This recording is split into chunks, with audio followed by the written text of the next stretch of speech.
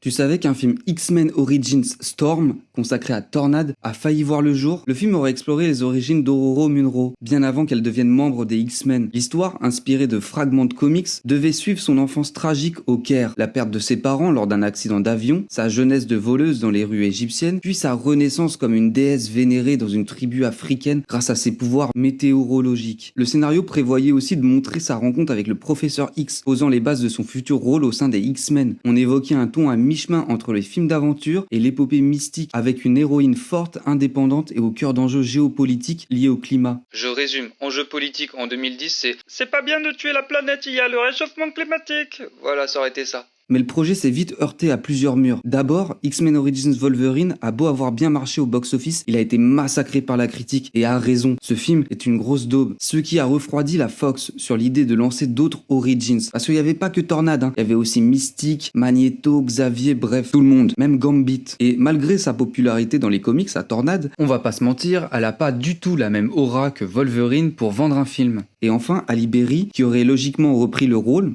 même si je trouve ça un peu con vu que ça doit se passer avant, mais bref, sortait d'un parcours cinématographique inégal et demandait un cachet trop gros, ce qui inquiétait le studio. Résultat, le script est resté dans un tiroir et la Fox a préféré se concentrer sur X-Men First Class, qui a relancé la franchise dans une toute nouvelle direction. Depuis, comme tu le sais, aucun projet solo sur Tornade n'a dépassé le stade de la rumeur, même si les fans, je sais pas qui, espèrent toujours voir un jour son histoire pleinement explorée. Que fait un crapaud quand la foudre lui tombe dessus?